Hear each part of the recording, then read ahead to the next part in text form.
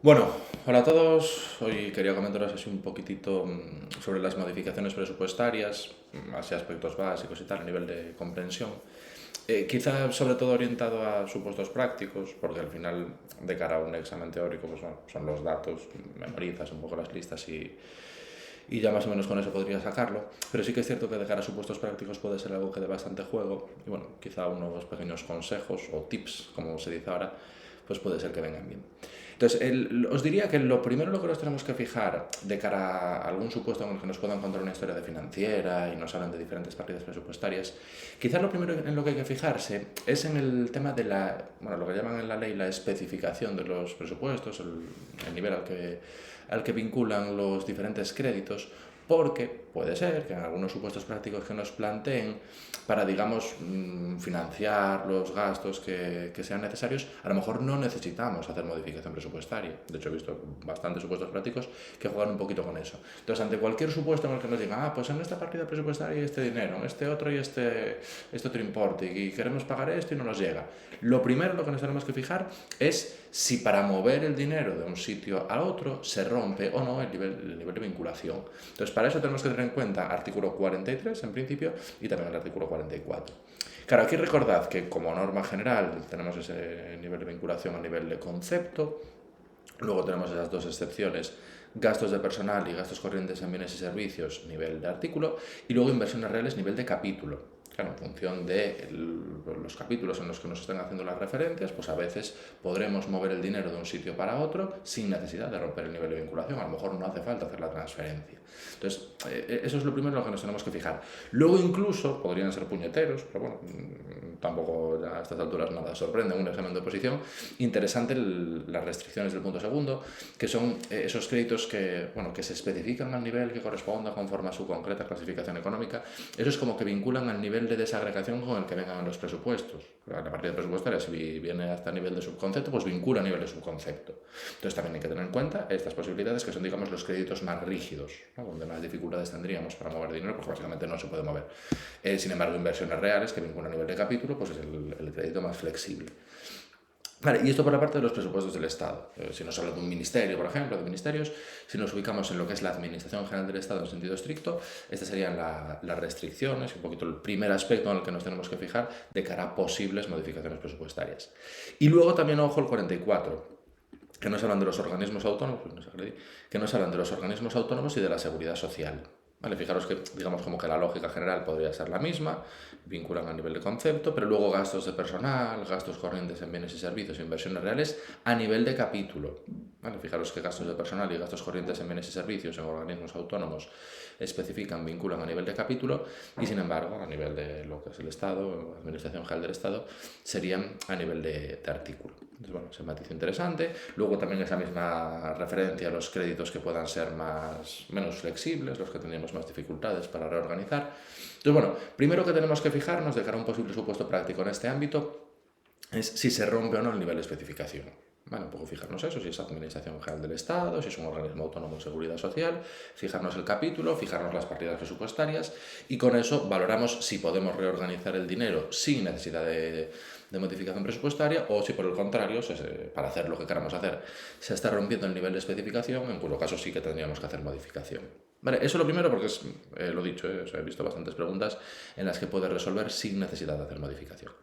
Y luego, si no se puede hacer modificación, o sea, perdón, si sí que se tiene que hacer modificación, si se rompe alguno de esos niveles de vinculación, entonces tendríamos que proceder a aplicar alguna de estas figuras, o bien una transferencia, o bien una generación, o bien una ampliación, o bien un crédito extraordinario o suplemento, o bien una incorporación.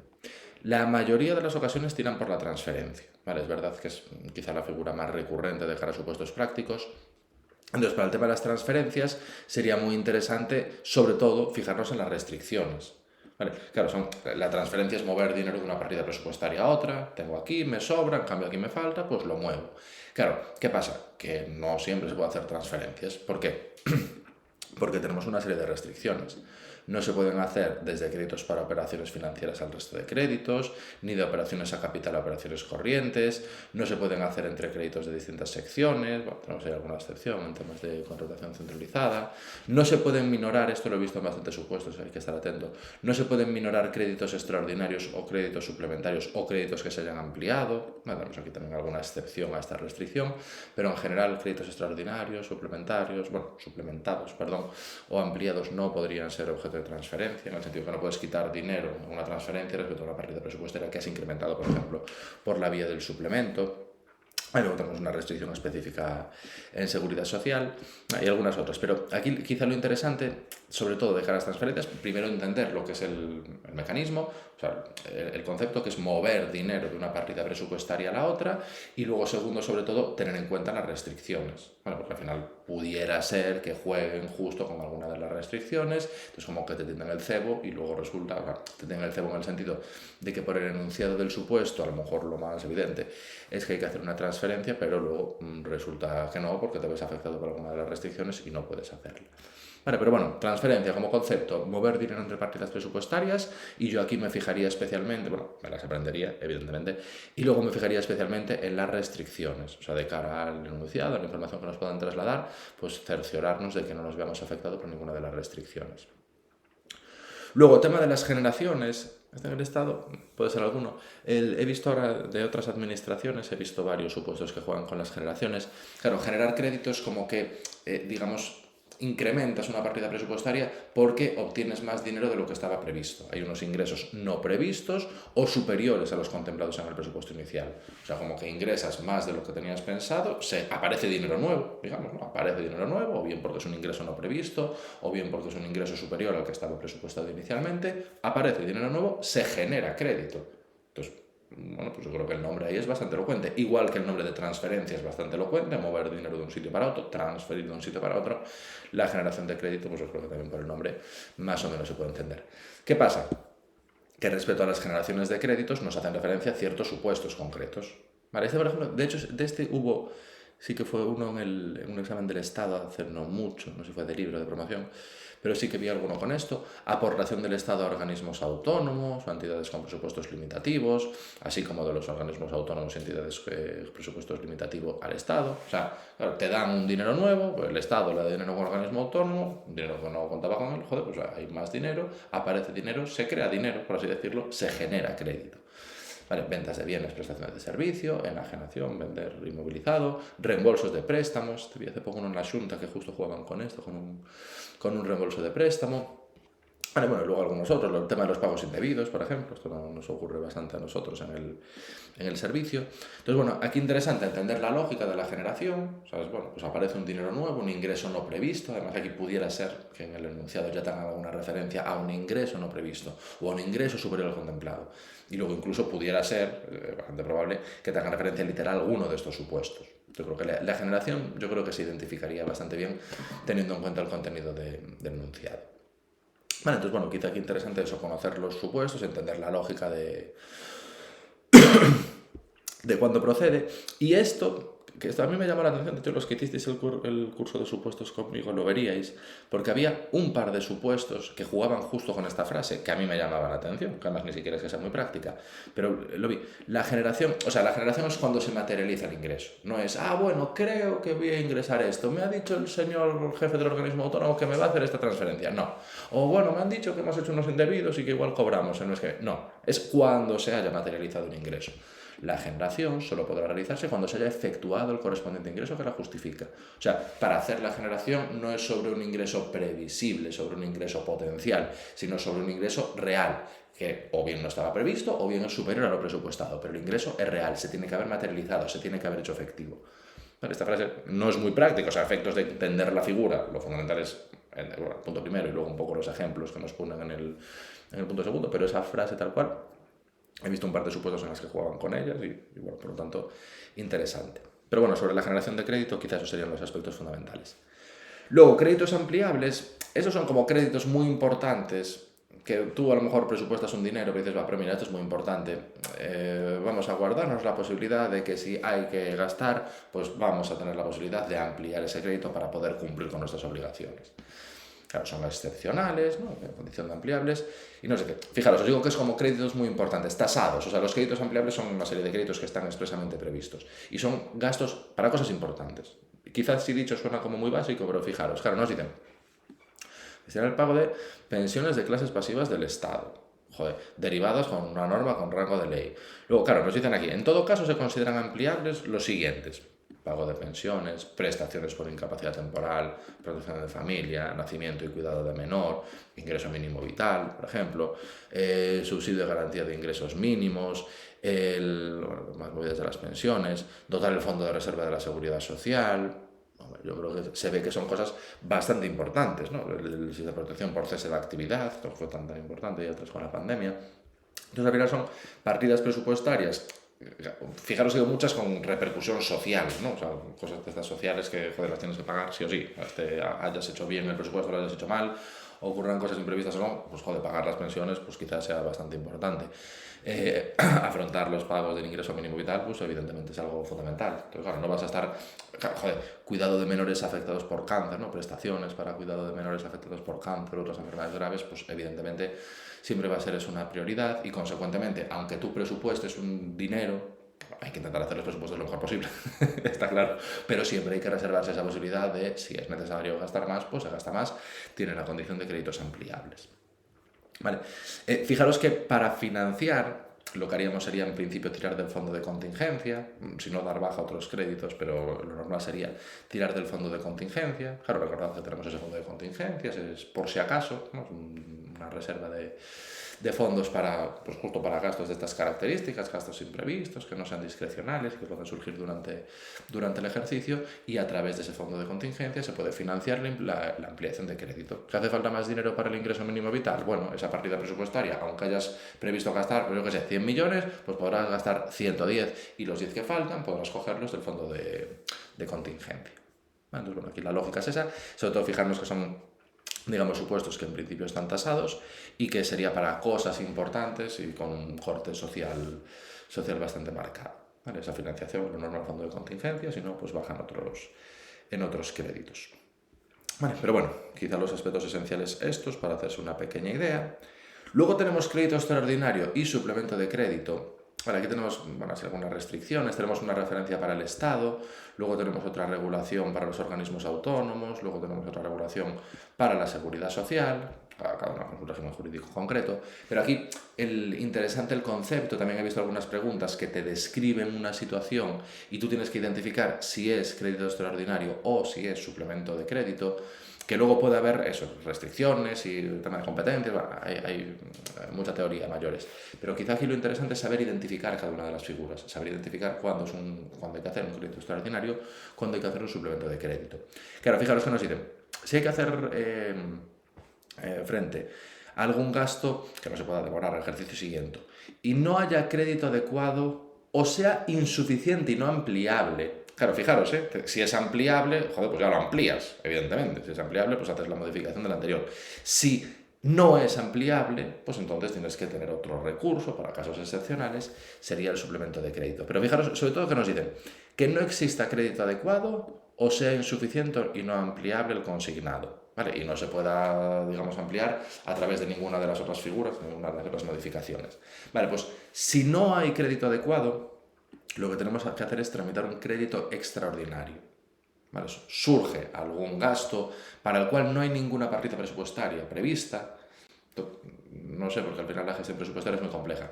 Pero seguramente cuando fue el tema de la pandemia, pues surgieron de forma total absolutamente sobrevenida e imprevista y obviamente que no se podía demorar al ejercicio siguiente, surgió la necesidad de afrontar seguro muchos gastos que no estaban presupuestados. Bueno, pues seguro que en esos casos no había ningún crédito específico, seguramente no hubiera créditos específicos para comprar respiradores a mogollón, que hubo que comprar, o yo qué sé, para comprar vacunas supongo que habría, a lo mejor ahí es un suplemento, no sé, sin saber exactamente cómo se hizo en la práctica, pero yo creo que el ejemplo de la pandemia es representativo de un caso en el que puede ser necesario hacer gastos que era imposible presupuestar y que son totalmente inaplazables, no pueden demorarse hasta el ejercicio siguiente y que sería bastante razonable que no hubiera ninguna partida presupuestaria específica para hacer frente a ese tipo de gastos. No hay crédito adecuado, tienes que gastar en algo y no hay ninguna partida presupuestaria de la que tirar, haces un crédito extraordinario. Claro, ocurre algo extraordinario, pues tienes que hacer una partida presupuestaria extraordinaria para afrontar ese tipo de créditos.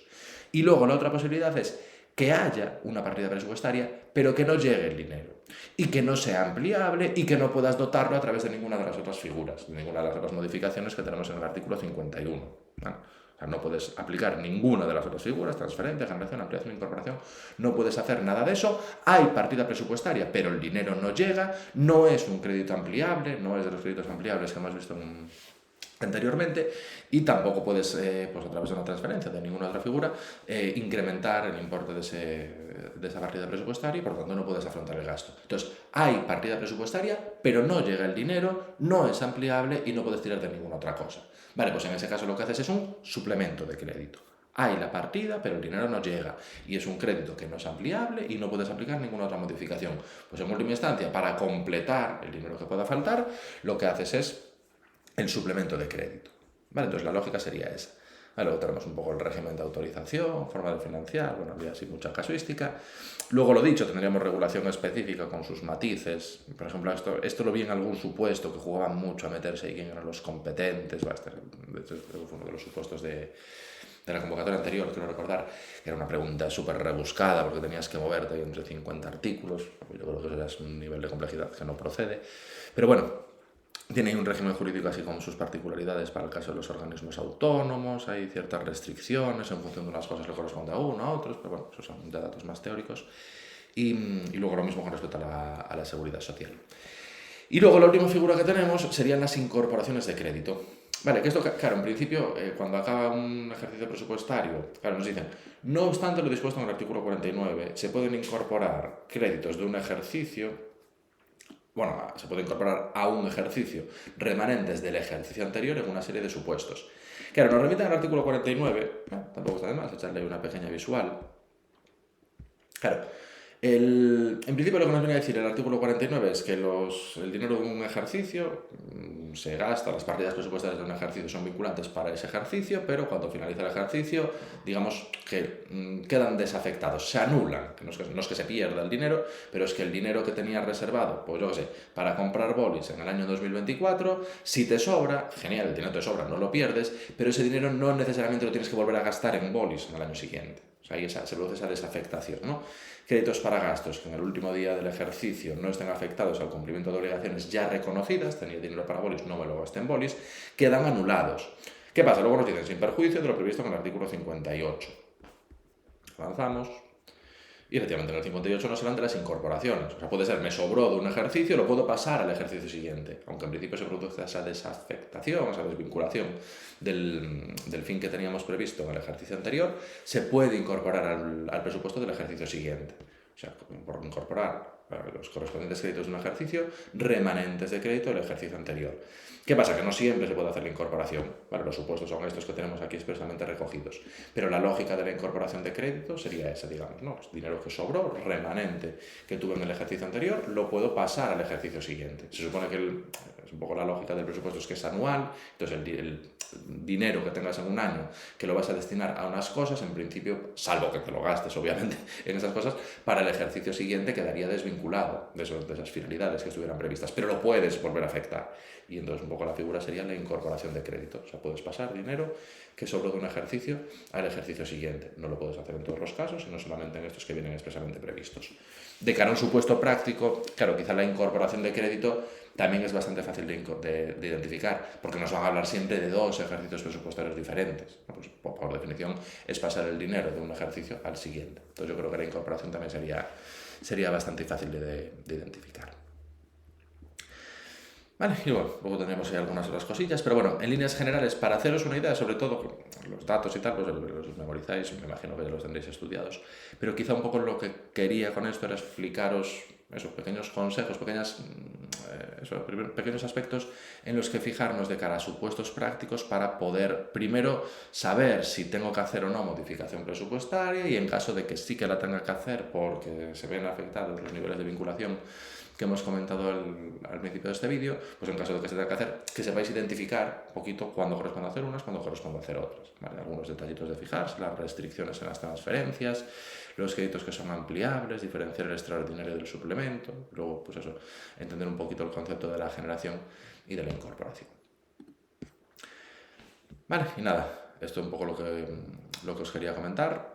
Espero que os haya aclarado, que os valgan de algo estos consejos y que no os pasen de frenada los de la Comisión Permanente de Selección, que miedo me da. Pero bueno, ya no queda nada, así que ánimo y a por todas.